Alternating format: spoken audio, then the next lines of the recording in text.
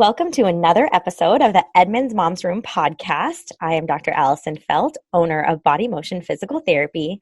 And as you know, we help moms through all phases of motherhood and even before. So we have someone that is going to come on the podcast today who I think has a special role to play with every single person who identifies as a woman and a mom, and probably beyond that as well. But this is near and dear to my heart, and I'm so excited to have Carrie Kirsch of Ruah Counseling join us today. Welcome, Carrie. Thank you. It's great to be here, Allison. Yeah, so I'm glad you came on. So Carrie is a counselor who specializes in eating disorders, or I'm also going to say disordered eating, if that's okay, Mm-hmm. because Absolutely. I wanted to bring you on because I think so many people have behaviors that are considered, disordered eating and are not necessarily diagnosed with an eating disorder. And I think everyone needs your help, especially right now in the midst of a pandemic when we're all trapped at home and, there's just still a lot of pressure on everyone to be a certain way or a certain size, even when you're sitting in your pajamas watching TV, or scrolling Instagram and social media. So I'm delighted to have you on. Will you tell us a little bit about your practice and about yourself as well? Yeah. So, so I'm a mental health therapist, like Allison said, and I've been in practice for 10 years now, and and I have a practice in downtown Edmonds, and which now is, of course, all telehealth because of the pandemic. But I found just kind of where my journey has been. I started off working with families and kids, and with trauma in particular. But then as I kind of did my own personal work, ended up shifting more towards working with eating disorders and disordered eating, and finding a lot of just fun and enjoyment in that, which I know that can seem interesting to say those words. And I know a lot of hard things that are going on for people. But I think there's a lot of beauty that can be found in us as we kind of do our deeper work and heal our relationship with our bodies and our relationship around food. So, yeah. Lovely. Thank you for sharing that. First, let me just say, when someone comes to your practice, what are they often dealing with, and what are some of the internal drivers to bring them to you? A lot of the internal, a lot of my clients come to me, they're just kind of they're struggling with food. A lot of them have been on the diet cycle. And so, you find yourself kind of and I found myself doing this myself, you're going through the diet cycle, you're getting on it, you're trying to lose weight, you lose weight for a while, but then you hit plateau, and then life takes you a different direction, and then you see yourself gain weight, and so then you do it again, and then you're maybe make some progress for a while, and then you find yourself once again in the same pattern and feeling like you gain more weight, but you're feeling like your relationship with food is just so disordered. Either you're not eating, or you're you have a list of foods you can and can't eat, or you're finding yourself overeating, it feels out of control with food. And just not satisfied with where your body is, unhappy. Yeah. Well, I think you described half the moms in my practice, and myself included, on this journey of perpetual dieting and dissatisfaction, and having to do work around that. So tell me a little bit, I guess I want to ask you, that causes a lot of stress. That is very stressful, that when every meal becomes should I eat this? Am I cheating? Am I bad? How do you help people navigate that conversation? This is one of my fun things, because I think I love working from the sense of where our bodies have such good, wonderful internal wisdom. And that's what we've gotten to, we're taught by so many external things, how to disconnect from that. And, one of the images I love to tell clients is thinking of kids. And so as you're, moms, you have little ones at home, kids are such a beautiful example for us of intuitive eating and what wisdom is already in our bodies. And so like, I'll suggest to the moms like, or, like try giving your kids like cookies, and they'll be like, what? Like having the cookie at dinner at the beginning? What? Like, or putting it in front of them, especially toddlers. And they may just go like, oh, they might go to it first. They might eat it all, and they might just take a few bites of it and then go to the next thing. And and so that's where it's like, whereas in adults, we're often thinking those sweet things or whatever the food item is, we're like, I gotta have it. I gotta eat it, because we set up ourselves for that sense of, if I don't know when I'm gonna have that again, because we have a rule around it. But kids, like, you just put it in front of them, they let their bodies tell them what they're gonna do. Okay. It sounds so easy. Let's just watch our kids and mirror their behavior. But it's so not. No. So tell me, I guess acknowledging this behavior is the first spot to start. What other aspects, or where else do you start as far as healing this? It's doing things, exercises and stuff that help us reconnect with our bodies, to feel like being like some mindful extra, techniques. Like I'll do one with like a mindful coffee or tea exercise. So we start to take in and just open up this sense of our experience around these things, but also what has been our story, and looking back, what is our stories around food, and what is our stories around our bodies? Because I see over and over again, usually when we're really little, there's a message that gets sent to us about our bodies, and we start to lob onto that message and continue to try to work with that and work against that the rest of our lives. Yeah. Oh, it's so true and so real. And that message can come from so many places. And I think nowadays, especially when the media is such a strong force for children, I remember it's so ingrained in me. I don't know the exact age I was, but it was a very impressionable age. And obviously I remember it to this day. I went to the pediatrician with my mom, and, I was a really fit kid, and I just have a lot of muscle. And but my BMI was high, and she was so concerned with the BMI, and I mean, I was a kid playing an hour of soccer a day, 2-hour hockey practices a day, like over exercising pretty much, and here she's worried about my weight. And that kind of, like, I think everyone has that defining moment of like, okay, I guess I am fat. Now this, kind of stimulates that disordered eating type of mentality. So as a like a mental health professional, how do you help parents navigate that, so they're maybe protecting their children from those conversations, and or supporting their children in their intuitive eating habits? So with parents, like, I mean, one of the things is, like, I kind of really emphasize is the BMI is a system that doesn't really accurately, show our weight and what is health.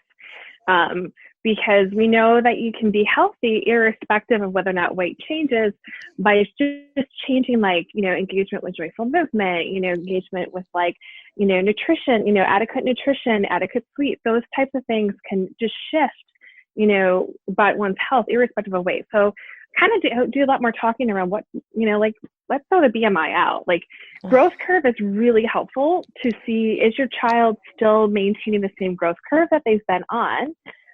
Because I see where I work with adolescents too, that, what happens with the eating disorder is they're on this one trajectory, and then all of a sudden their growth curve drops. And you can see, like, just where they started to really restrict and not get enough nutrition. So we want to keep them on that same space. So that's more helpful. And I know there are more physicians, especially if they're more, wise around this, that will look more at that than they will other stuff. But it's hard when you're hearing from pediatricians that, the weight is the problem. Totally. And I mean, this is, 30 years ago or whatever, maybe a little less, but yeah. And I just think, like, as a parent though, are there answers? Like this is so deep, and like, this is the podcast. So like, when I found out I was having Chloe, a girl, I like cried to know, I really truly cried, because I didn't want her to be set on this like path of body image and dieting and weight shaming and, the whole picture.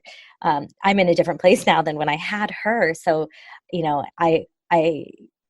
I think every parent feels some sort of, you want to protect your kids from that. Mm-hmm. Even if Mm-hmm. we're succumb to it or if we're doing work around to heal it, how do we protect them, I suppose? Well, how do you do your own body work Yeah. to model like what it means to be like good in your body and trusting your body no matter where it is?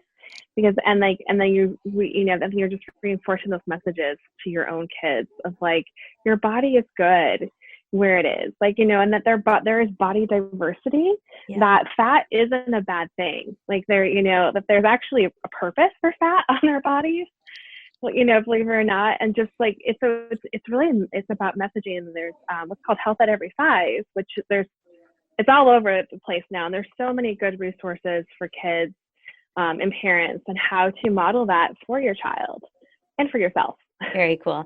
We've touched on that in a couple other podcasts, but we'll definitely put it in the show notes. Health at Every Size. Like someone can reach out, and if families are struggling with this, you work with families and you work with moms as well, so they can start healing themselves to be role models for their children and their families. Right. So would you mind sharing like maybe a couple things or 3 things that if you could prevent, or if people came to you sooner, you could make a change? Like, what are those things that you want to see change or that you can help people change? And how would that impact the world? It's so big, I know. But I'm just like we all have our things. Like I have my things, and I want to prevent this and that. And so what do you want to prevent? Like where is this for you and your passion?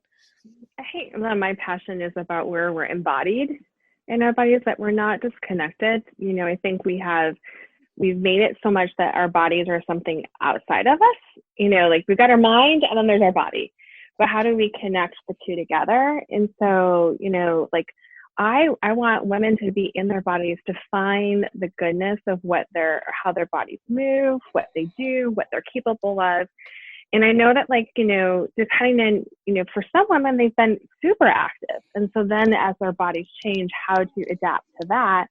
And then for other women who just haven't had that experience of being active in their bodies and knowing what their bodies are capable of. Like that's a whole nother fun exploration of things to do. I would say, like, I think my big thing is just like, where can you trust your body? Where can you know that your body doesn't need to change, doesn't need to find, like, to meet certain standards, because it just like the amount of research that's out there that just reinforces how like us trying to change our bodies does more harm to our bodies than it is like allowing our bodies to rest where it's happiest. Because where we're happiest, there's just like so much like goodness that we're capable of. Oh, I love it. Okay, so I want to rephrase this so we're trying to find where our body is happiest at. So finding our own equilibriums of weight and health and movement and everything that encompasses health, not weight per se. And so tell me that again. I need to hear it one more time. Yeah. So, like finding where our body is happy is like, where is it to let go of the weight piece of things? Yeah. And define like, okay, are you able to, engage and find the movement that you enjoy, that feels good in your body, and like you feel strong in your body? Are you able to enjoy food? Like there's so much pleasure and fun with food, that we can have, and trust that your body's going to tell you, hey, like, yeah, I don't want any more of that. Versus like you can have that, like, plate of cookies around and go, oh no, I don't really want that. Or like, yeah, I do want some. And that tasted really good. I want another one. And that, not shaming yourself for that enjoyment, that love of those things. Yeah. So what I'm hearing with that is you have to be present for that to happen, because it's easy to like eat a whole row of cookies or Oreos if they're just there and you're not even thinking about it and you're watching television or driving or whatever. Right. But you have to give you permission that sometimes we do that. Yeah. Okay. like there's a lot of space and grace in the midst of that. Like, so being present, but also having compassion and grace for ourselves. Yeah. Awesome. Very cool. Okay, so that's your dream for society. Mm-hmm. For all to like shed stopping to try to change our bodies to be something that it doesn't want to be. Like, Yeah. Yeah. yeah. Oh, the amount of Yeah. surgeries and heartache and pain and suffering that is around this topic Mm-hmm. is pretty intense. Um, Right. so when we started talking, Carrie, I felt like when I heard about your practice and all the amazing work that you do with families and with moms, I really, I even as a mom myself who's dealt with her own eating, disordered eating and eating history, whatever that Mm-hmm. is to you, but I associated your practice with being like really severe Mm-hmm. individuals. Mm-hmm. Um, but that's not true at all. You help anyone kind of trying to find a healthy balance with Mm-hmm. food and with themselves. Right. Yeah, like that you're tired of the diet cycle and tired of the ups and downs of it Yeah. and want to find something where there's balance and something different, like just to change the narrative of what has been so it doesn't have to be that space. And it could just even be a narrative that you see like, this is the pattern that my family has done. This is how we cope. And I want to cope in a different way. Like I want to thrive and not just survive. Who doesn't want that? Yeah. Sign me up and everyone else listening to this podcast. Um, cool. Thank you for sharing that. You're welcome. Where do you see yourself in a year or Oh five? gosh. I'm Yeah, asking you, year or five. a Go year both or ways. five, because I mean, like right now it's different. I really want to be in a place where I'm incorporating in my practice more movement-based therapy items. I like somatic work a lot, and I've done therapeutic dance movement groups, so I've kind of created that and want to do like more of that, just being able to guide women through the sense of like what is their stories with their bodies and movement, and being able to reach and change that narrative, to change how we feel, how we be, process that, and find the joy of what it means to be in our bodies. Cool. I love it. Anything else you want to share? Any visions you have?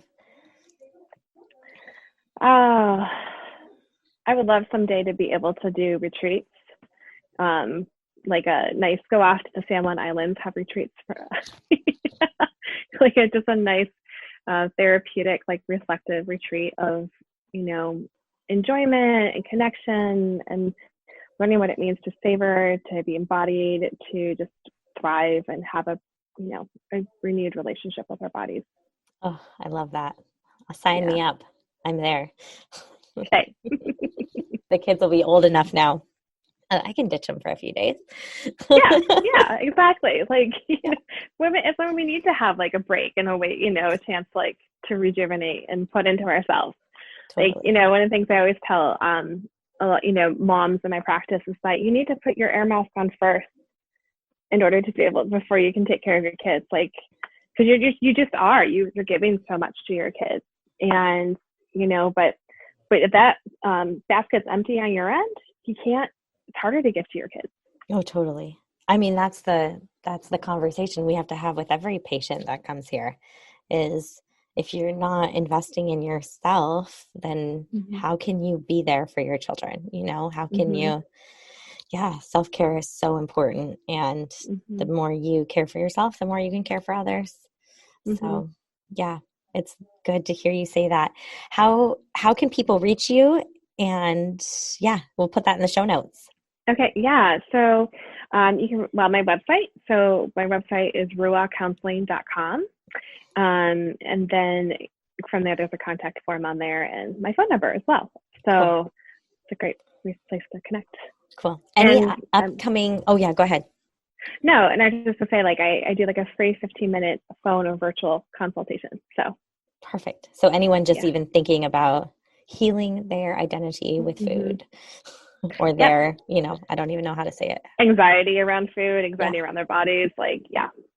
Cool. I love it. That's so great. Yeah. Anything else you want to share that's upcoming or events or anything we should know? events don't have in anything planned. 2020. Yeah, I know. Yeah. But whatever. I just thought I would ask anyways. I know. I'm brainstorming stuff right now for next year, but Cool. yeah, All right. we'll see where that goes. But yeah. Keep us in the loop. We'll want to know. I will. Lovely. Well, thank you for being here, Carrie. And Yeah. I know that you help so many women because I know you personally, and so it is so lovely. And I hope that this will help at least one mom listening to this. So yeah. That's okay. Well, thank you, Carrie. You're welcome. It's great to see you again. You too.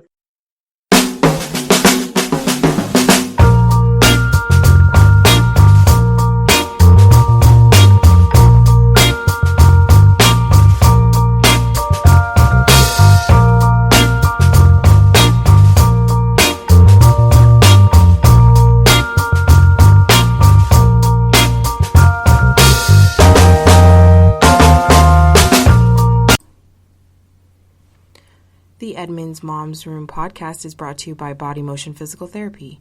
We help women through pregnancy and beyond so they can live active, confident, and healthy lives.